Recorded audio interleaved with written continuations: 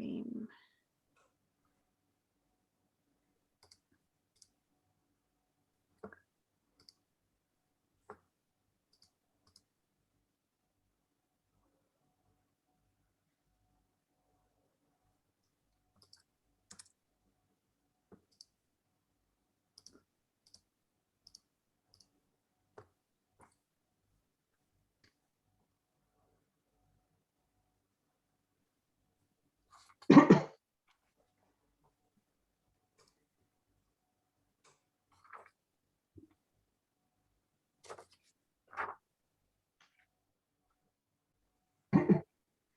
Hello and welcome everybody. Welcome to Brain Fuel. I'm your host, Dr. Natalie Lancer, and I'm really pleased to have Professor Peter Hawkins talking to us today on the climate crisis and the necessary revolution in epistemology. Peter is the Emeritus Professor of Leadership at Henley Business School and founder and chairman of Renewal Associates. As we know, he is a leading consultant, writer and researcher in leadership and leadership development and an international thought leader and in executive teams and systemic team coaching. So without further ado, Peter, over to you. Thank you very much, Natalie, and a big welcome from me to what is an extraordinarily important topic at this point in human history. My greatest of teachers is probably still Gregory Bateson, who was the great thinker, systemic general systems theory and systemic thinking, and a great epistemologist of the 20th century. And it was Gregory who said, unless we can shift the way human beings think, we probably don't have a snowball in hell's chance of surviving the next century. So whether we're looking at many of the great world challenges, at the heart of this is the desperate need to shift the way and evolve the way that human beings think and the way they make sense of the world. But just to get us started on this, I can invite people just to do a moment of reflective engagement. Wherever you are in your busy days, I'm going to ask you to put down your pens and your paper, put your feet flat on the ground, rest your arms at your sides and close your eyes for a moment. And just come back to yourself and become aware of your body, your feet touching the ground beneath you. And imagine that you've got roots from your feet going down through the floor, through whatever rooms are beneath you, right down into the earth. And just take a deep breath up from the earth beneath you, right up through your feet, your legs, groin, belly, diaphragm, heart. And hold that breath. As you breathe out, imagine you're bringing light down from the sky above you through your head, your face, into your heart.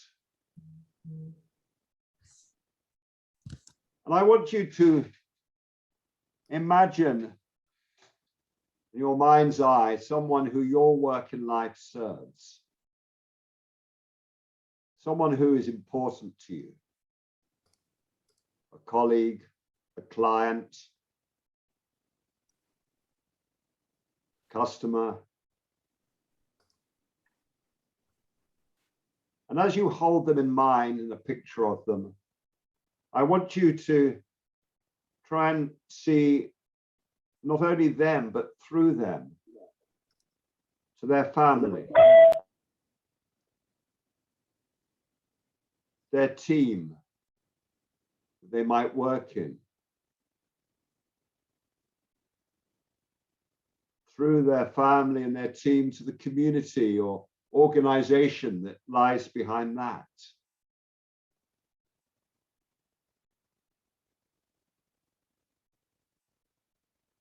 To see through the family and the community to the culture that that community is part of.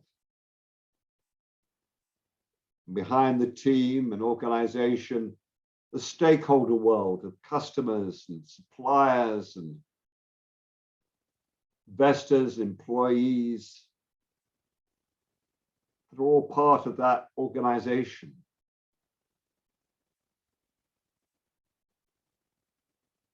The wider communities that supply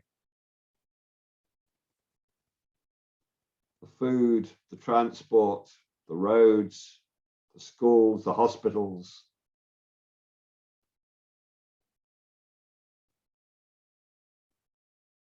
And behind that, the ecology,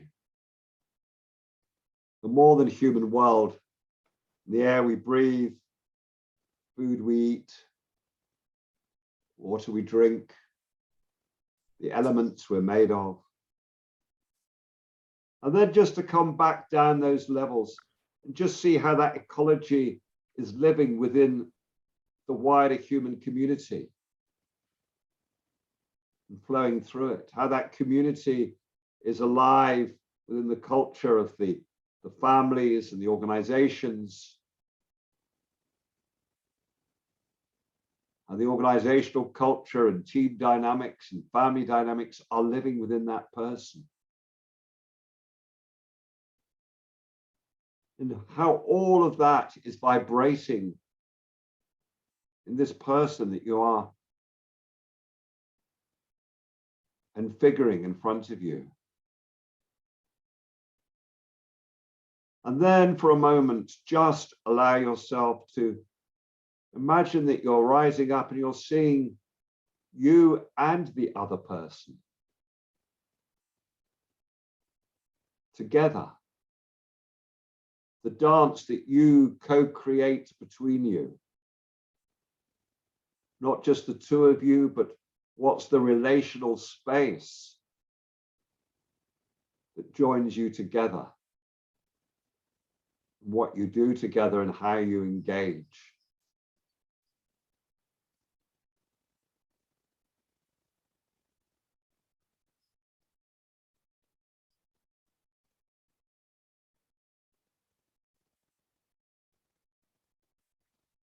And just hold the question, what are all those levels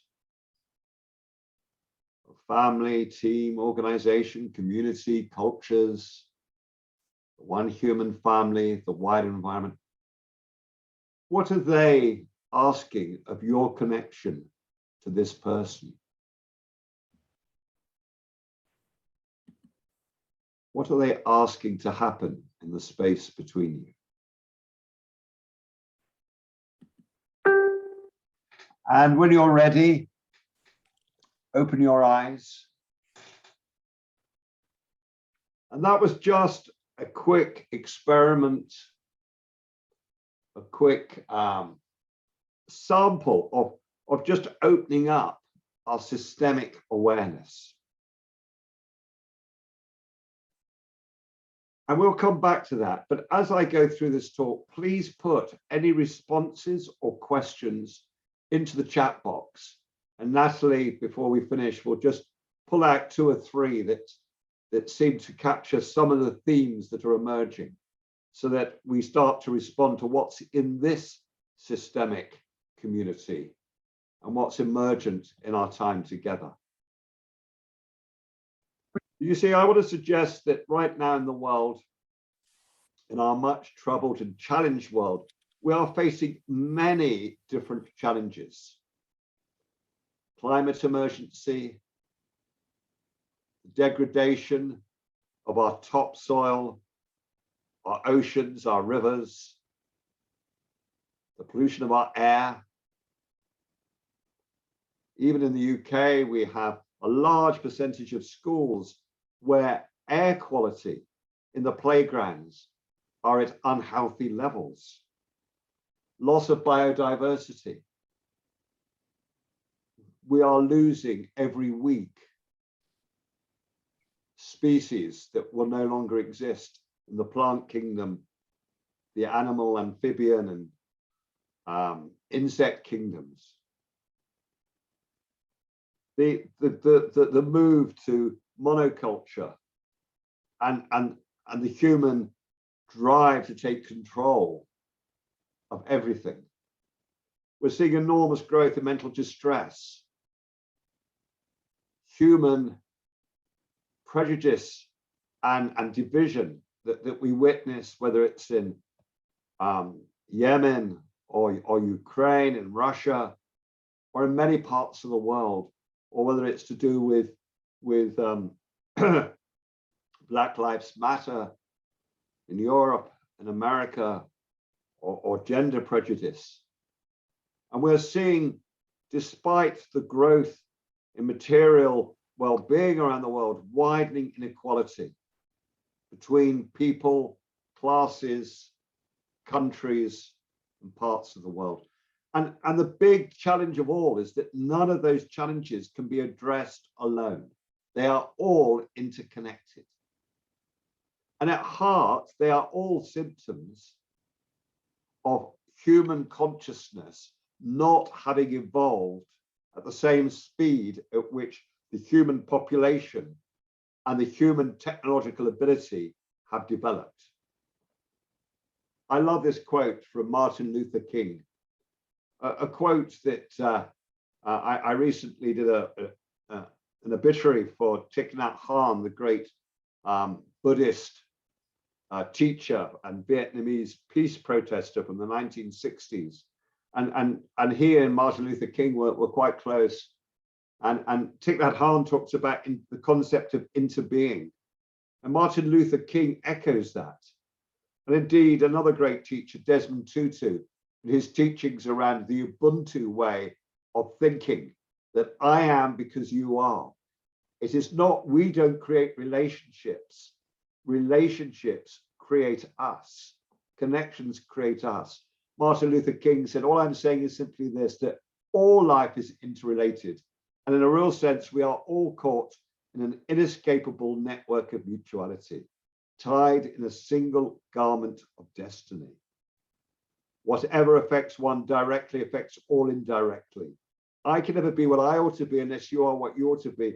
And you can never be what you ought to be until I am what I ought to be.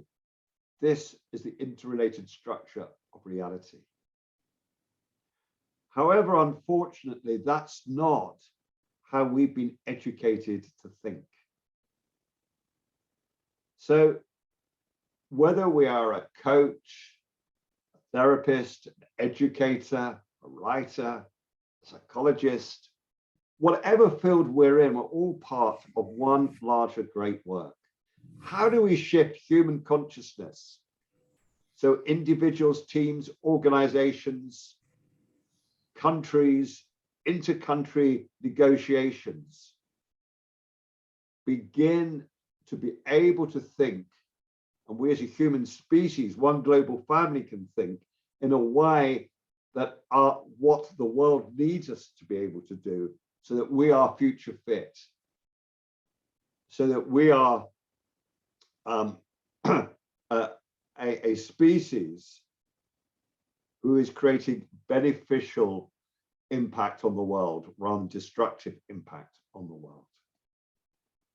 And I want to suggest that we're on a journey from enlightenment, linear, atomized problem solving, to systems thinking, to systemic awareness, to ecosystemic participatory consciousness. And I'm just going to mention these each briefly.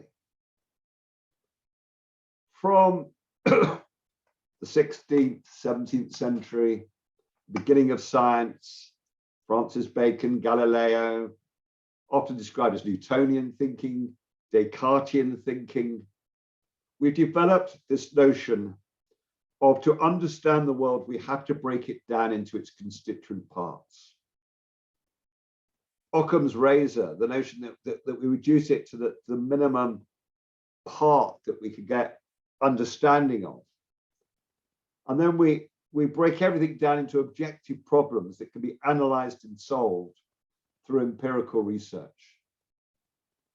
And I want to suggest that scientism has become the dominant religion of our time. But because of the way it atomizes our thinking, and you can see this in medicine, you can see this in psychology, You can see it in many forms of research methods.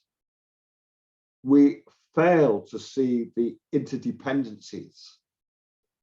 We start to solve problems in ways that by solving one problem, we don't realize that the solution is the cause and a symptom of a deeper underlying pattern.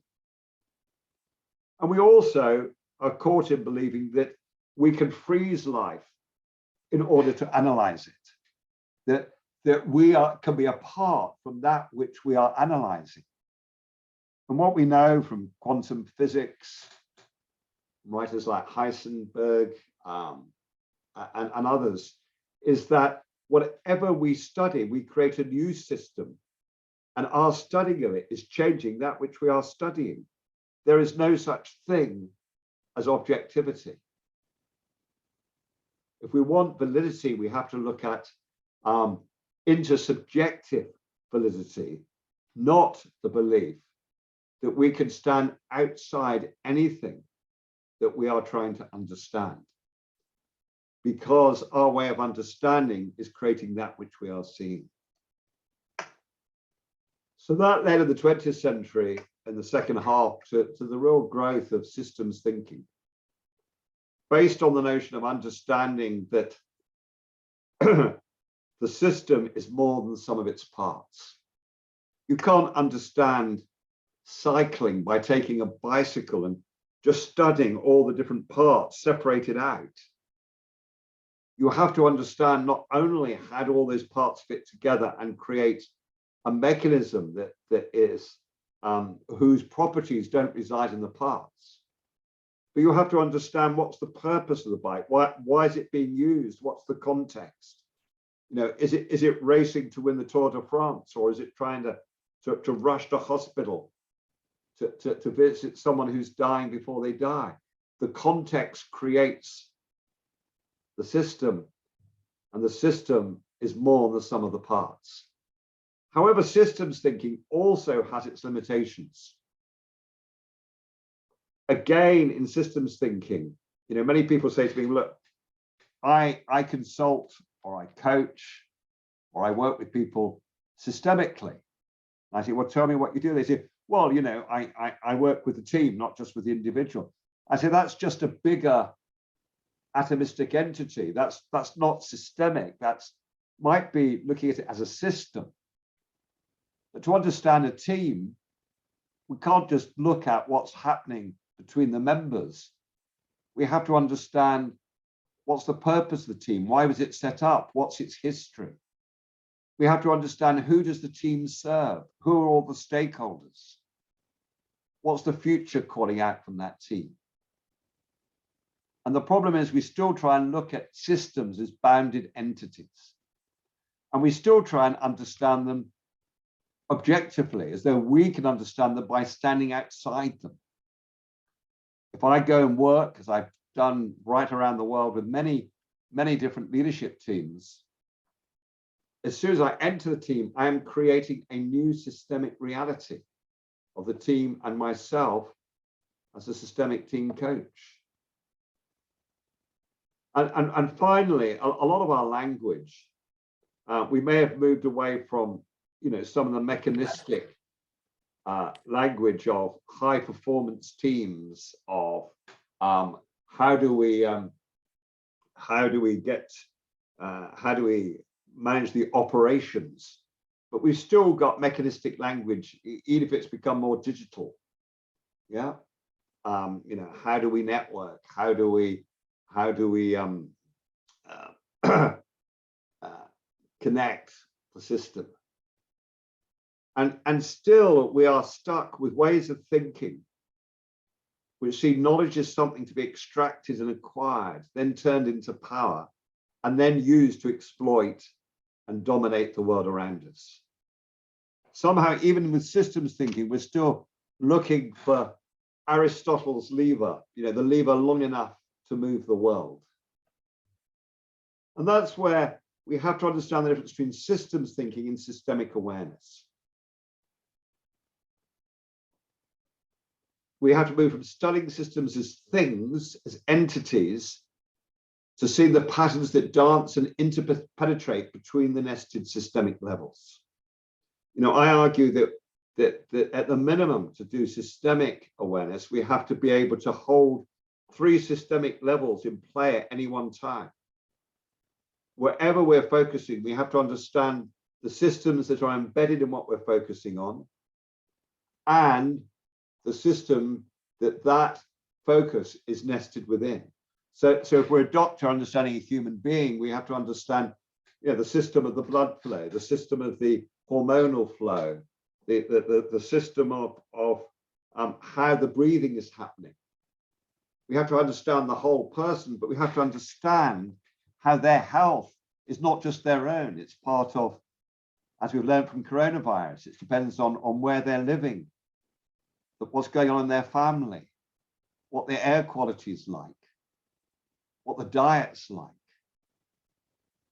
We have to move from left hemisphere neocortex thinking to not only whole brain, left hemisphere, right hemisphere, limbic, amygdala, but also how do we respond with resonance from our whole body, the knowledge of the gut, the knowledge of the heart, and how do we move from believing you can view systems objectively to actually being able to see the dance we are co-creating with that which we're studying.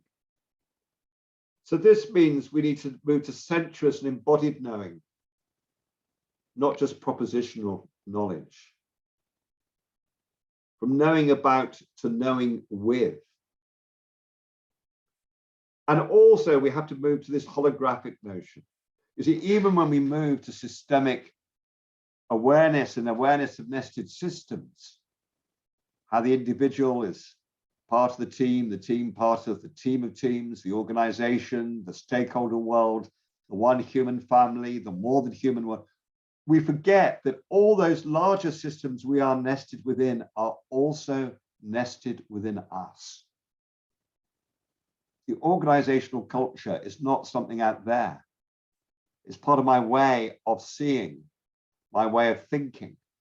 The ecology, as we move to the final level, the ecology is not something out there. We are part of it, and it lives and breathes through us. I love this quote from Llewellyn Vaughan-Lee, a Sufi and a mystic, still alive. What is within us is within everything. Once we understand this truth, we step outside of the parameters of our individual self and come to realize the power that is within us. This shift in awareness is a very simple step that has profound consequences. So our final stage, participatory consciousness, ecosystemic awareness, right? When we start to realize the ecology is not out there, it's part of us, it's in us. Yeah. We understand this two-way nesting. And there are many people who pointed to what does this mean? I started with Gregory Bateson, and part of his life's journey as a scientist, an epistemologist, philosopher, cyberneticist, anthropologist, was also to how do we create a way of thinking that on the one hand isn't mechanistic, on the other hand isn't trapped by superstition and old religious ways of thinking. And in his levels of learning, he talked about level 3 learning. And I love this moment where he said, level 3 learning begins when experience is no longer punctuated by the I.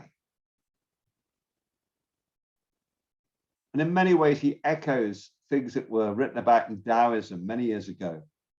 How do we find what Taoism calls wu wei, effortless effort, doing without doing, doing as part of the flow that is flowing through us? And many spiritual teachers have talked about non-duality. How do we get beyond human thinking that operates in opposites? Self and other, internal, external, immanent, transcendent, human and nature, culture and nature. And that means we cannot just operate with an objectifying, dividing language. We have to have a science which is poetic in its essence, which can express truth through it, not by it. I think it was T.S. Eliot who said, true poetry communicates before it is understood, because in its form, it's carrying the essence of what it's talking about. And to just share that moment, two little poems from one of my favorite poets, William Blake.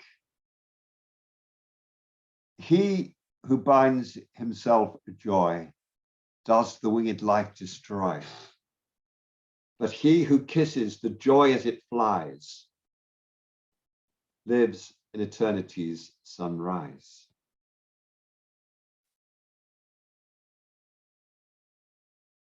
And this, one of my favorites, to see a world in a grain of sand and heaven in a wild flower, to hold infinity in the palm of your hand and eternity in an hour. Can we see how the whole is in the parts, but not reducible to the parts? Can we see how all those nested levels are living within that person who is in front of us, as well as they're carrying the history of their family, the future dreams of the family, that time past and time future are also in that moment? Can we see the dance of how whatever we're looking at it is interconnected with all that's within it and all that's outside of it, and that what's inside and what's outside are mirrors of each other? So that was a rushed tour of 4 levels of epistemology. But let's just pause, Natalie, and just hear what questions might have been coming in. Yeah, so we've got 2 points really. Mindful of the time, so we probably want to just spend a couple of minutes on this, which is first of all, big thanks from me, Peter, and from we've got so many listeners. We've got people on the Facebook page, we've got people in the Zoom here with us, so thank you on everyone's behalf. So Barbara says, I've recently come across the concept of quantum social change, for example, as represented in the work of Alexander Wendt. It seems to be the application of what one might call the quantum paradigm, involving non-duality entanglement systems rather than the linear, mechanistic, atomistic Cartesian view to society, people as a whole. It seems to be a thing. Do you have any comments, please? Yes, insofar as with all of this, quantum science, complex adaptive systems thinking, what we have to, if you like, be on the journey towards is the simplexity, the other side of complexity.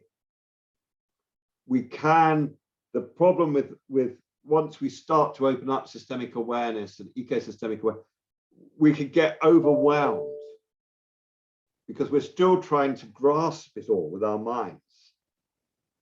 We're still trying to hold it all together, right? And what we have to realize is that there is a simplicity, there is a or my colleague calls simplexity, which is the other side of complexity. Yeah, where we can see the threads that connect, not just be overwhelmed with the complexity of parts. Thank you very much. And we've got another comment here as well, which is, who's this from? Marie. Fundamentally, I believe we have to stop believing we aren't in control of our own lives. Stop believing in the fear we listen to daily and how we hand our own personal power over to others. Take our power back by understanding it's what we think that shapes our life, literally. As I think, so shall I live and think. Therefore, I am. For me is key. I create my life. Well, there's a paradox here. Sorry, what was the name of the person? Marie. Marie, there's a paradox. I was teaching a whole group of people, and somebody was saying, you know, I need to be clear what I can control and what I can't control. And I said, well, you know, modern science tells us that 98.8% or somewhere around there of what's going on in our own bodies we are totally unaware of, right? If we were, we would be driven mad. Actually, our bodies is actually just getting on. And actually, you know, I said to the person, what we have to realize is we can probably control, there's nothing we can control, but we're responsible for everything, right? And I think we need to be very careful about this notion of control, right?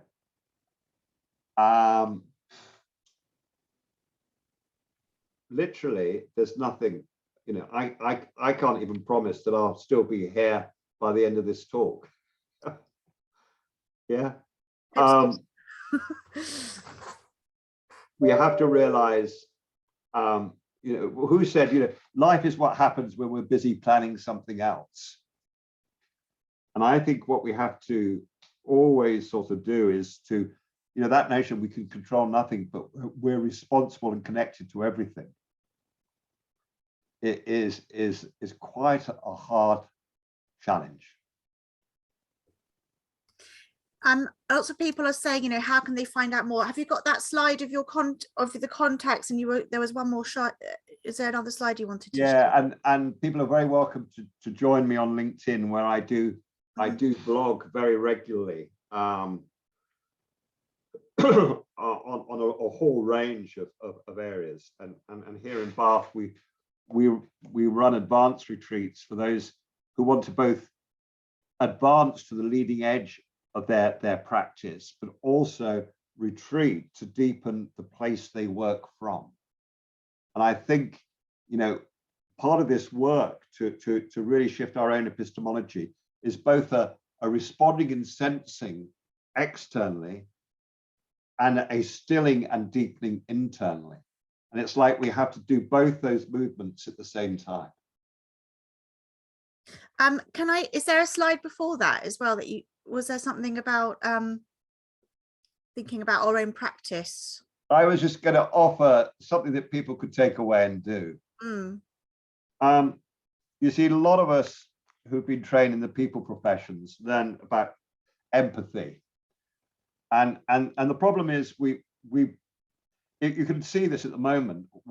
My wife runs a refugee charity, and the outpouring to Ukrainians, because they are European and white and blue-eyed, compared to those who were from Rwanda, yeah, is totally different, because we tend to empathize with those who are present.